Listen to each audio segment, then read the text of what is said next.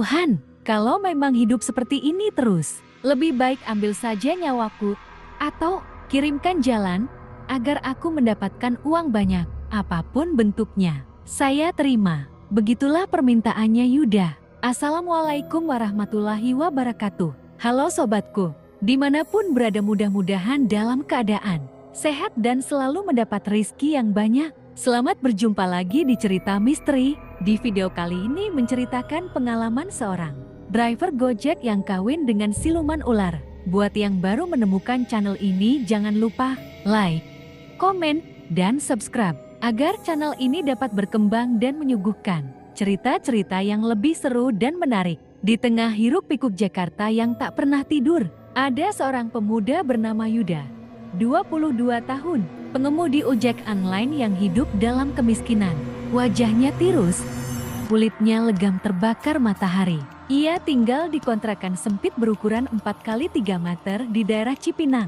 Bersama ibunya yang lumpuh karena stroke, ayahnya telah lama meninggal karena terseret arus banjir saat sedang bekerja sebagai kuli bangunan.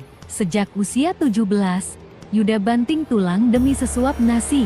Hidupnya keras, dan malam-malamnya selalu diisi dengan doa penuh keputusasaan. Tuhan, kalau memang hidup seperti ini terus, lebih baik ambil saja nyawaku, atau kirimkan jalan, agar aku mendapatkan uang banyak, apapun bentuknya. Saya terima. Begitulah permintaannya Yuda. Suatu malam, setelah mengantar penumpang terakhir ke arah Kampung Keramat di daerah Jakarta Timur, Yuda menerima order misterius. Nama pemesan hanya tertulis, Nara, lokasi penjemputan, pinggir taman bambu tengah malam. Meski ragu, notifikasinya menyebut tarifnya Rp35.000 untuk jarak hanya 4 km.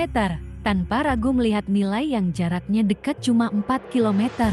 Harga yang terbilang langka dan gak pernah ada clue bukan dari uang tafe. Ia menelan ludah, tanpa buang waktu Yuda kemudian menarik gas. Jalan perlahan-lahan menuju lokasi penjemputan. Sesampainya di lokasi, udara berubah dingin. Kabut turun perlahan. Di bawah remang bulan, berdiri sosok wanita muda berambut panjang, berkulit pucat, mengenakan kain hijau menyala dengan mata yang tidak berkedip. Ia naik tanpa bicara sepatah kata pun. Saat motor mulai melaju, suara wanita itu berbisik, "Kau mau kaya dan ingin keluar dari kemiskinanmu?" Yuda menoleh lewat kaca spion, namun wanita itu menghilang. Yuda merinding. Ia tersadar berada di tempat asing. Jalanan berubah menjadi tanah batu, dikelilingi ribuan patung manusia membatu. Wajah mereka penuh penderitaan. Tiba-tiba, tanah terbelah. Dari celah itu, muncul seekor ular raksasa bermahkota emas. Wujudnya lalu berubah menjadi seorang wanita cantik jelita berkulit kuning langsat. Badannya sintal, rambut hitam panjang menjuntai hingga tanah, dan mata yang bercahaya hijau. Ia memperkenalkan diri sebagai Ratu Nara, penguasa dunia bawah tanah, siluman ular kuno.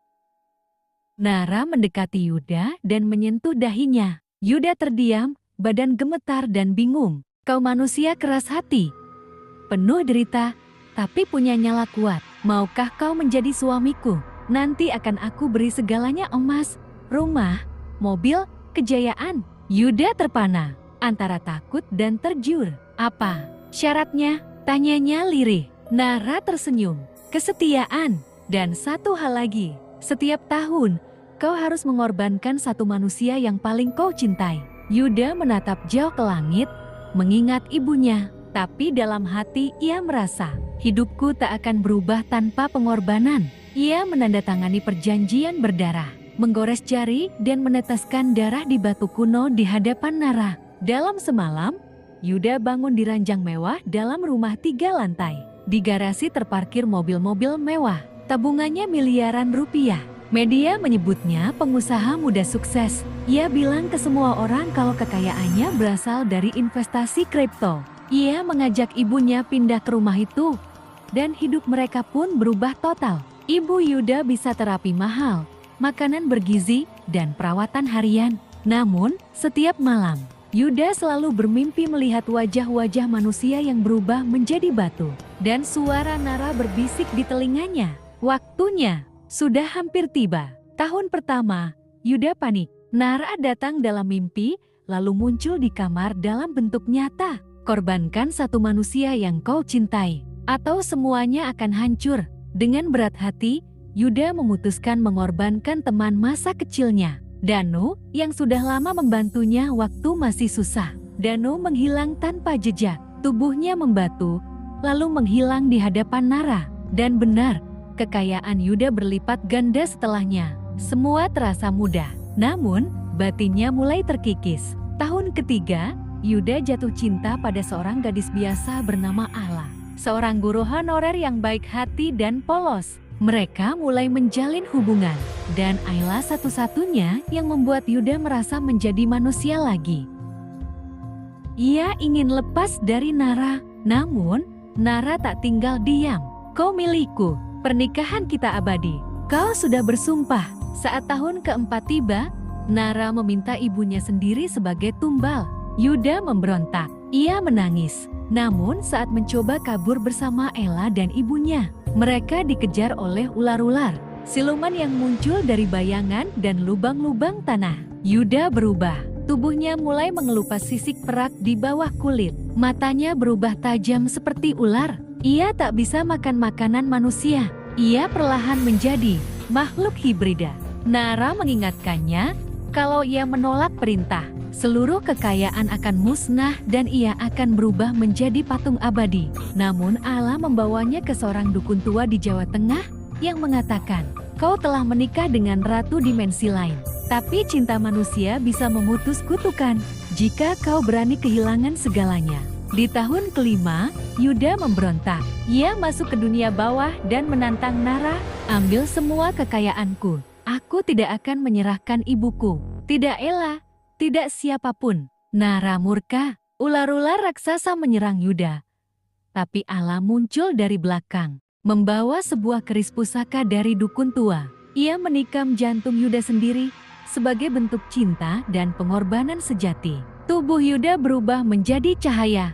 Nara berteriak, dunia bawah runtuh. Semua patung manusia pecah dan arwah mereka bebas. Ayla selamat. Ia ditemukan di hutan oleh warga desa, dalam kondisi linglung dan memegang sepotong sisik perak. Yuda tidak pernah terlihat lagi.